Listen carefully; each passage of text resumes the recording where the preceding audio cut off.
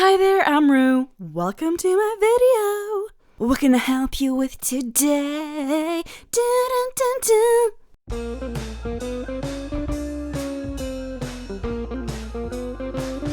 Lunamain says, "It's cool to see you post again, Roux. I really enjoyed this video as you covered a lot of different little stories. And I would really like to see you make a video on r/Tales from the Call Centers. Those stories are gold. Have a good day." Well, Lunamain, you're gonna get your way. Today's wonderful stories from the call centers include, "What can I help you with today?" "Honeymoon over. Doesn't count?" "KaReN the Popo. Trying to pull a fast one." And, "Lady, you crazy." Let's get started with, "What can I help you with today?" This first one is just to pep you up and get you in the mood for Tales from the Call Center, the song I used to sing on the call center floor. I worked for a company that used to have contracts with food companies and dealt with customer complaints when they dialed the 1-800 number on the boxes. When it was slow, I used to stretch my phone cord and visit other pods. My pod mates were boring. I think they put me there to liven them up. I also used to sing this, and yes, I have a terrible voice. Oh, we're two in the same boat. "I'm sorry that you feel that way, doo-da, doo-da. That is what I'm paid to say, doo-da, doo-da. Oh, doo-da, doo-da day. Your reimbursement is in the mail, so please go away." I was there for 3 years. I love the fact that you were there for 3 years and no one was like, "This is inappropriate." I feel like if I called in to complain and someone sang at me, I feel like my anger would take new levels.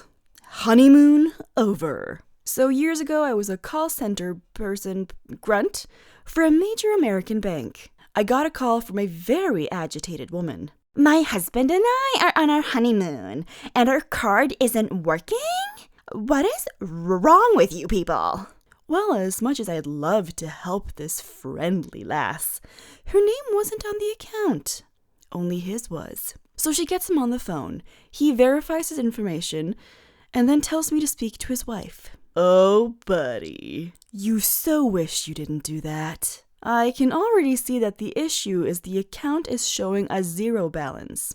So I know this is going to go sideways. He's already yelling in the background about how much this bank sucks. In fairness to him, that bank sucks. So when she gets on, I tell her the reason the card isn't working is, no money in the account. "How can that be? We had over $4,900 in there the last time I checked." And then I see it. "Well, ma'am, it looks like there is a lien on the account from the state of Texas for unpaid child support."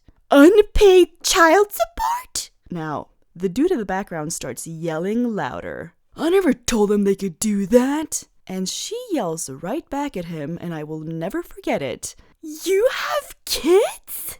Click. Hang up. Oh my. Can you still get an annulment if you had the hanky-panky on your honeymoon? Is that okay? That doesn't count.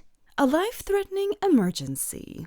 For a few months, I worked in a 911 call center. Not a lot of people know that this job is not done by police, but is in fact a civilian position. And it's a given that every person who calls in is angry or upset or having quite possibly the worst day of their lives, since you don't call 911 to talk about what a nice day you're having.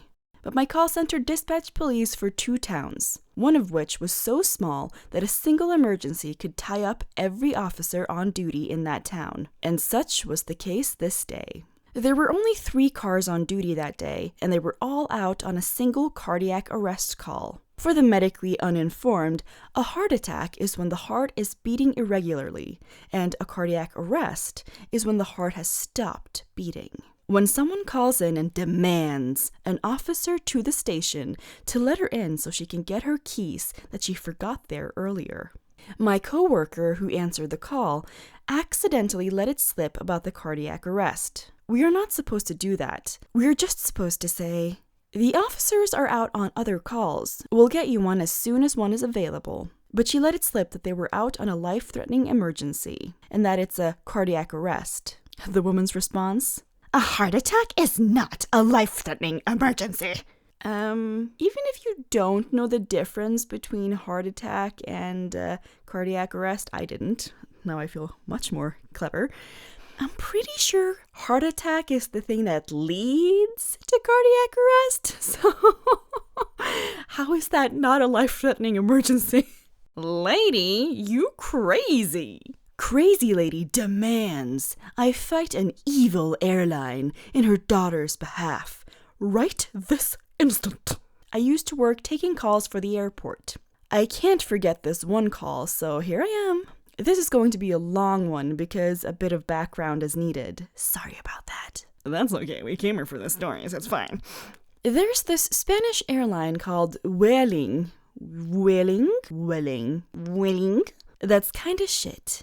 We used to get loads of complaints about them, be it because of canceled flights, delays, lost luggage, you name it. Thing is, of course, the airport and the airlines that operate within them are in fact complete different companies. And a lot of people straight up didn't understand that. If you have a problem with Vueling, you call Vueling. Should be an easy enough concept to grasp. But alas. So it was a pretty calm autumn night around 10 p.m. This lady calls, screaming, from the get-go, joy. Because her daughter's flight has been delayed and she is supposed to attend a medical convention early next morning in another city, so she absolutely can't lose this flight. Vueling is pretty bad with late-night delays. A late-night delay more often than not means the flight is cancelled. What normally happens then is that both air and ground crew would disappear and show up again once the logistics of what the hell to do with the passengers were solved, which could take hours. In the meantime, nobody would tell them shit. A cancelled flight SMS might or might not be sent. That's it. Of course, Vueling doesn't take calls past 8 p.m. The airport does. Lucky us. This lady's daughter had already been waiting 2 hours. She wouldn't entertain the notion that the flight was probably cancelled and all was left to do was wait. We went in circles for a while because she wanted the airport to force Vueling to make the flight happen. That's obviously not a thing we could do. 5 minutes of us going nowhere went by.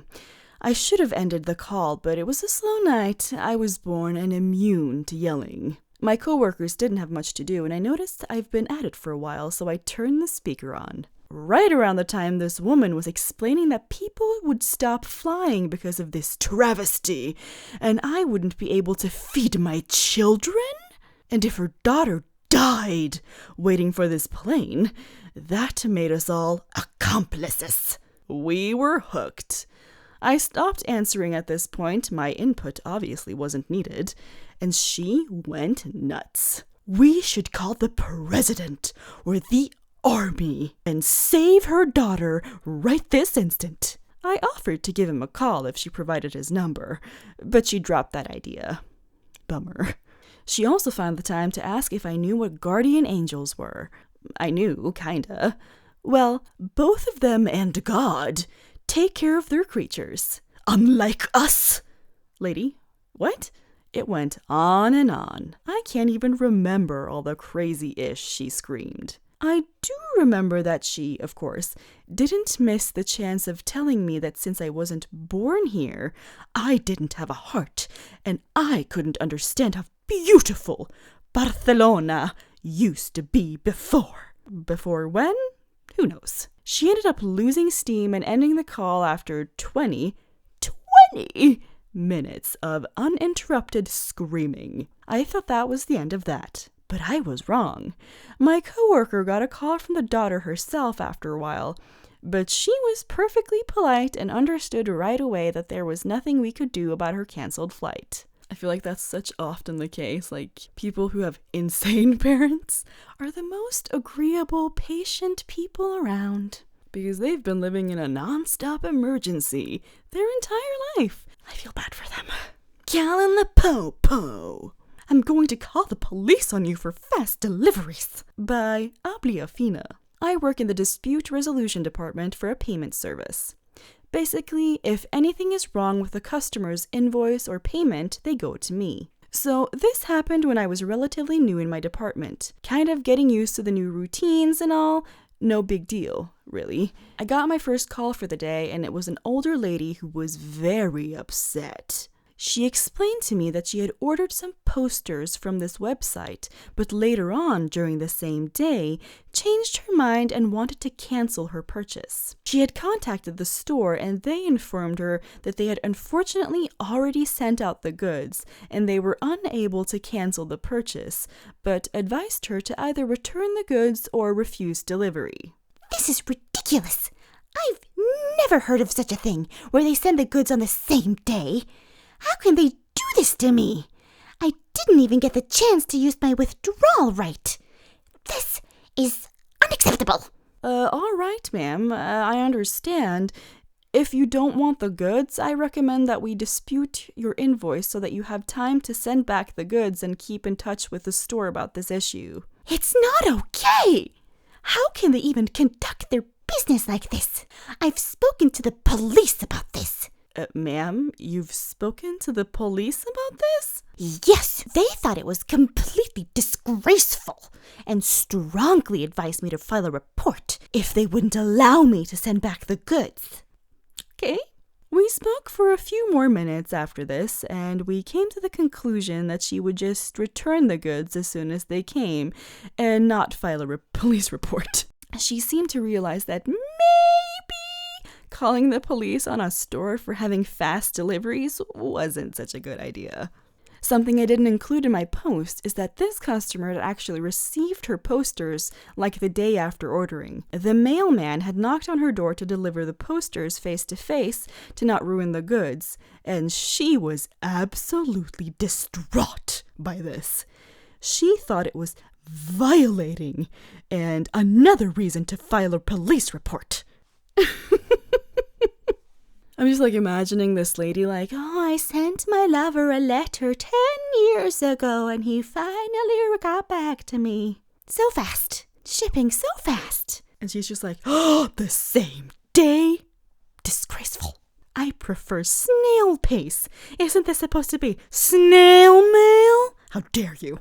Trying to pull a fast one. Your dog is not a service animal. By Matsuorific. I work for a company, and we are a call center that works with many different companies. I've since been promoted, but at the time I worked in the department that makes room reservations for hotel chains. And we also handle modifications, cancellations, and even guest relations. One of the things we were told about to watch out for in training was for people trying to pass off their pets as emotional support animals, so they could get the pet fee waived. The policy is that you pay a certain amount per day or a certain amount per month, depending on how long you stay and how many pets you have. Service animals are exempt. Emotional support animals only qualify if they are certified, as people try to use this excuse to waive the pet fee. Also, we don't even have control over that. We just put it on your reservation that you will have a pet, and the front desk handles everything else at check-in. We just have to put it on there so that they can put you in a pet-friendly room, because some people have pet allergies and can't be in a room where an animal previously stayed.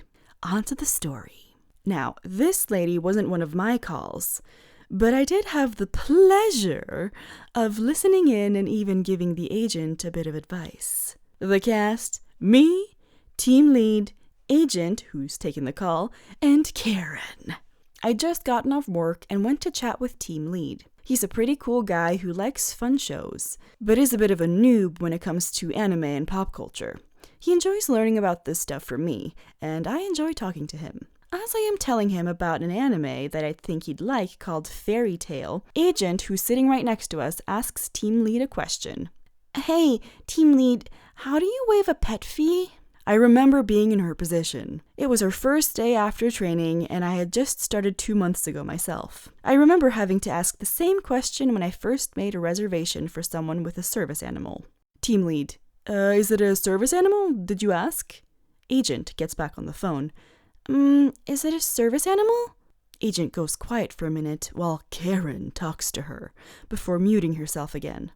She wants to know how to make her dog a service animal?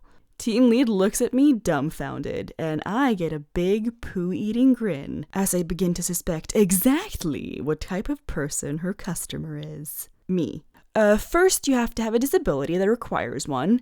Then you have to get it approved by your doctor. And then you have to send them through a lengthy training process with a certified trainer. I know there's a bit more to it than that, but it's a short enough summary. I have a friend with a service animal, and I used to work at both a restaurant and a grocery store, so I know a bit more than I probably should about them. Agent isn't sure exactly how to relay all that information that I just gave her, but I'm able to somewhat talk her through it. And she's able to at least get the part about the lengthy training process across. She sits there with KaReN for a good 5 minutes longer before getting to move on, and team lead and I go back to our conversation. That is until... Agent.